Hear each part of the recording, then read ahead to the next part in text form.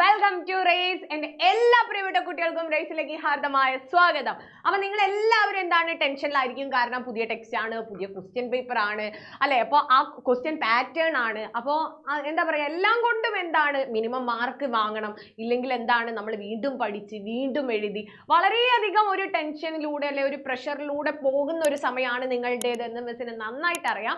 അപ്പൊ നമ്മൾ എന്ത് ചെയ്യണം, കൃത്യമായിട്ട് മാർക്ക് സ്കോർ ചെയ്യാനുള്ള എല്ലാ എളുപ്പ വഴികളും എല്ലാ കാര്യങ്ങളും കൃത്യമായിട്ടുള്ള ധാരണയോട് കൂടെ മനസ്സിലാക്കി പോയി കഴിഞ്ഞാൽ നമുക്ക് എന്താണ് ഒരു പരിധി വരെ A+ നേടാനുള്ള എല്ലാ കാര്യങ്ങളും നമ്മുടെ കയ്യിലായി. പിന്നെ നമ്മൾ എന്താണ് അതിന് വേണ്ട കാര്യങ്ങൾ പഠിക്കുക എന്നതാണ് പിന്നത്തെ സ്റ്റെപ്പ് എന്ന് പറയുന്നത്. നിങ്ങളിപ്പോ തംബ്നെയിൽ കണ്ടതുപോലെ ഉപന്യാസം, പ്രഭാഷണം ഇത് എഴുതുന്നതിന്റെ ഘടന അല്ലെങ്കിൽ സ്ട്രക്ചർ എങ്ങനെയാണ് എന്നുള്ളതാണ് ഈ ഒരു വീഡിയോയിൽ എൻ്റെ മക്കൾക്കായിട്ട് മിസ് പറഞ്ഞു തരാൻ പോകുന്നത്. അപ്പൊ ചാനൽ ആദ്യമായിട്ടാണ് കാണുന്നതെങ്കിൽ സബ്സ്ക്രൈബ് ചെയ്യാനും മിസ്സിന്റെ വീഡിയോ ലൈക്ക് ചെയ്യാനും മാക്സിമം മക്കളെ ഫ്രണ്ട്സിലേക്ക് ഷെയർ ചെയ്യാനും മറന്നു പോകാതിരിക്കുക. അപ്പൊ നിങ്ങൾക്ക് പലർക്കും എന്താണ്, കാരണം 7ാം ക്ലാസ്സിൽ നിന്ന് 8ാം ക്ലാസ്സിലേക്ക് എത്തിയ കുഞ്ഞുങ്ങളാണ്. അപ്പോൾ ഉപന്യാസം എങ്ങനെ എഴുതണം, അല്ലെങ്കിൽ എത്ര പേജ് എഴുതണം, എങ്ങനെയാണ് പ്രഭാഷണം എഴുതേണ്ടത്, ഇതിനെക്കുറിച്ചിട്ട് ഇപ്പോഴും എന്താണ് ഒരു ക്ലാരിറ്റിയോ അല്ല ഒരു വ്യക്തത നിങ്ങളിൽ ഉണ്ടാവില്ലെന്ന് മിസ്സിന് അറിയാം. അപ്പൊ നിങ്ങൾക്കറിയാം ഈ ഒരു പ്രാവശ്യം മുതൽ 6 മാർക്ക് മാറി 7 മാർക്കിന്റെ ചോദ്യങ്ങളാണ് വരുന്നത് എന്നാണ് നമ്മൾ അറിയാൻ കഴിഞ്ഞത്. ക്വസ്റ്റ്യൻ പേപ്പർ കിട്ടിക്കഴിഞ്ഞാലേ നമുക്ക് അറിയൂ എങ്ങനെയാണ് ക്വസ്റ്റ്യന്റെ പാറ്റേണിൽ വന്നിട്ടുള്ള മാറ്റം.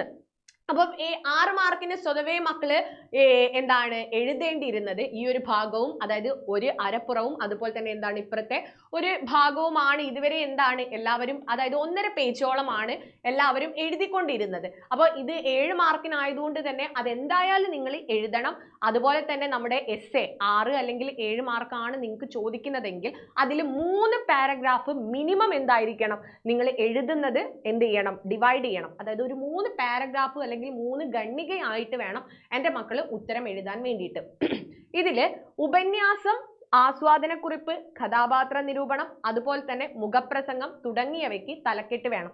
പിന്നെ നിങ്ങൾ മനസ്സിലാക്കേണ്ട ഒരു കാര്യം, മുഖപ്രസംഗം എന്ന് പറയുന്നത് പ്രസംഗമല്ല, അത് പത്രത്തിൽ വരുന്ന ഒരു വാർത്തയാണ്. പത്രത്തിൽ എങ്ങനെയാണോ വാർത്ത വരുന്നത് അതേപോലെ വേണം നിങ്ങൾ മുഖപ്രസംഗം എന്ത് ചെയ്യാൻ തയ്യാറാക്കാൻ വേണ്ടിയിട്ട്. അപ്പൊ ഇന്നത്തെ വീഡിയോയിൽ നമ്മൾ ഉപന്യാസവും പ്രഭാഷണവും എങ്ങനെ തയ്യാറാക്കാം എന്നുള്ളതാണ് പറയുന്നത്.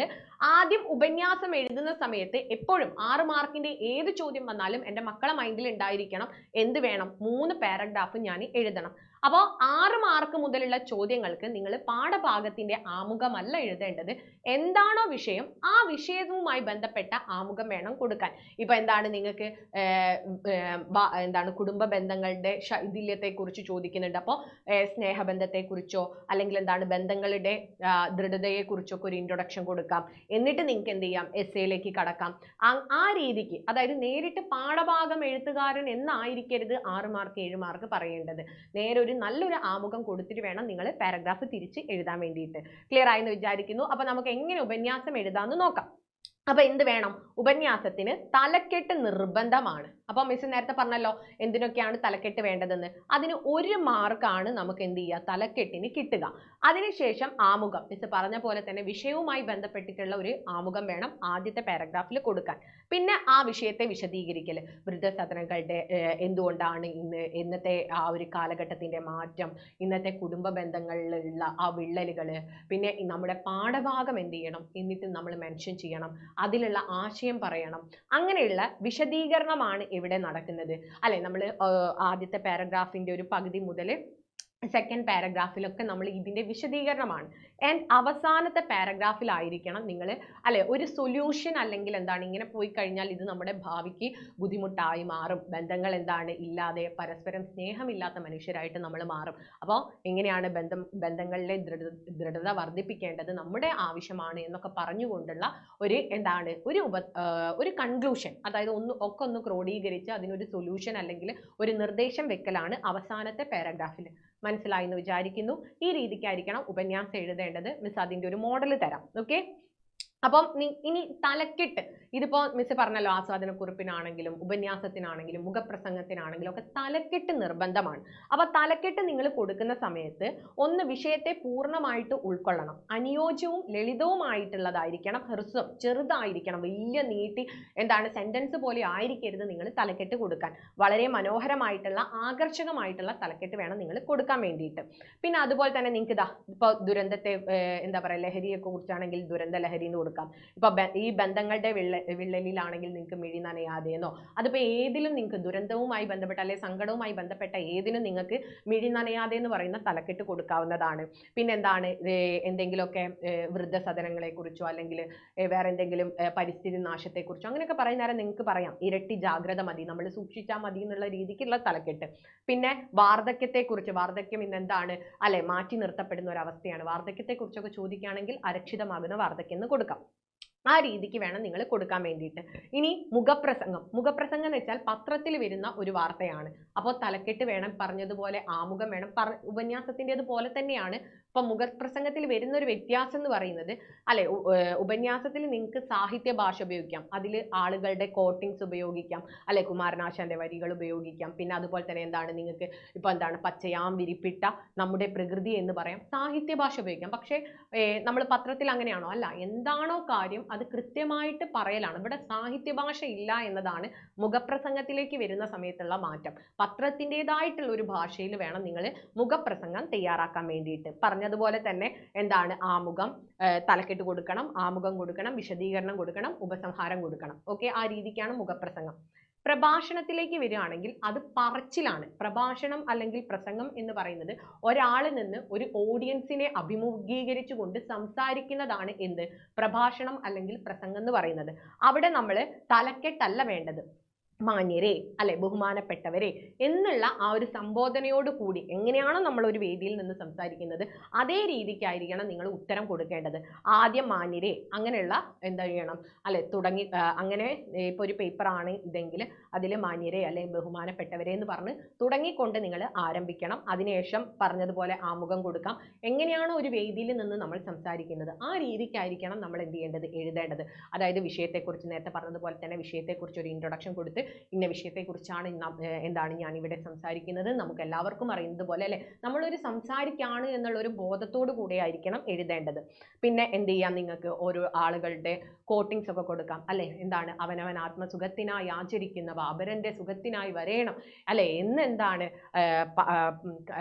എന്നതാണ് കവിവചനം. ഇങ്ങനത്തെയൊക്കെ ഉദ്ധരണികൾ അഥവാ കോട്ടിങ്സ് ഒക്കെ കൊടുത്തുകൊണ്ട് കോട്സുകളൊക്കെ കൊടുത്തുകൊണ്ട് നിങ്ങൾക്ക് ഉത്തരം എഴുതാവുന്നതാണ്. പിന്നെ ഇന്നത്തെ കാലഘട്ടത്തിൽ ആ വിഷയത്തിന് എന്താണ് പ്രസക്തി, ഇപ്പോൾ കുടുംബ ബന്ധങ്ങളിൽ ഉണ്ടാകുന്ന വിള്ളലുകളാണെങ്കിൽ ഇന്നത്തെ സമൂഹത്തിൽ ആളുകൾ സ്വന്തം മാത്രം കാര്യം നോക്കി സ്വാർത്ഥ മനോഭാവമുള്ള ചിന്തകളായിട്ട് മാറിക്കൊണ്ടിരിക്കുകയാണ് എന്നൊക്കെ പറഞ്ഞുകൊണ്ട് ഇന്നത്തെ കാലഘട്ടത്തിൽ എന്താണ് പ്രസക്തി, മാതാപിതാക്കളെ സ്വത്തിന് വേണ്ടി കൊല്ലുന്നവരും സഹോദരങ്ങളെ കൊല്ലുന്നവരും ഇത്തരത്തിൽ മനുഷ്യത്വം ഇല്ലാത്ത ആളുകളായിട്ട് ഇന്നത്തെ ആളുകൾ മാറിക്കഴിഞ്ഞിരിക്കുന്നു. ഈ ഒരു സാഹചര്യത്തിന് ഒരു മാറ്റം വരണം എന്നൊക്കെ പറഞ്ഞുകൊണ്ട് ഉപസംഹാരത്തിൽ നമ്മൾ അത് ക്രോഡീകരിക്കുക. ഈ ഒരു സാഹചര്യത്തിന് മാറ്റം വരണം, ഇല്ലെങ്കിൽ നാളെ നമ്മുടെ ലോകത്തിന്റെ സ്ഥിതി നമുക്ക് ഊഹിക്കാൻ പറ്റുന്നതിലും അപ്പുറമാകും. അപ്പോൾ നമ്മൾ എന്ത് ചെയ്യണം, ബന്ധങ്ങളുടെയും സ്നേഹത്തിന്റെയും വിലകൾ നമ്മൾ പുതുതലമുറയെ ഓർമ്മപ്പെടുത്തിയും മനസ്സിലാക്കിയും വേണം അവരെ മാറ്റിക്കൊണ്ടുവരാൻ എന്നൊക്കെ പറഞ്ഞുകൊണ്ട് അവസാനം എന്തുകൂടെ പറയണം, അവസാനം നന്ദി എന്നുകൂടെ പറഞ്ഞുകൊണ്ട് വേണം നിങ്ങൾ തയ്യാറാക്കാൻ, പ്രഭാഷണം അല്ലെങ്കിൽ പ്രസംഗം തയ്യാറാക്കാൻ വേണ്ടിയിട്ട്. ഇവിടെ ഇപ്പം നമ്മുടെ വാർദ്ധക്യത്തെ കുറിച്ചിട്ടാണ് ചോദ്യം ചോദിച്ചത്. അതായത് നമ്മുടെ തിങ്കളാഴ്ച നല്ല ദിവസം എന്ന് പറയുന്ന ആ തിരക്കഥയില്ലേ, അതിനെ ബേസ് ചെയ്തുകൊണ്ട് കുടുംബ ബന്ധങ്ങളിൽ ഉണ്ടാകുന്ന വിള്ളലിനെ കുറിച്ച് ഒരു ഉപന്യാസമോ പ്രഭാഷണമോ ഒക്കെ നിങ്ങളോട് ചോദിക്കാൻ സാധ്യതയുള്ള ഒരു ഇമ്പോർട്ടൻ്റ് ആയിട്ടുള്ള ചോദ്യമാണ്.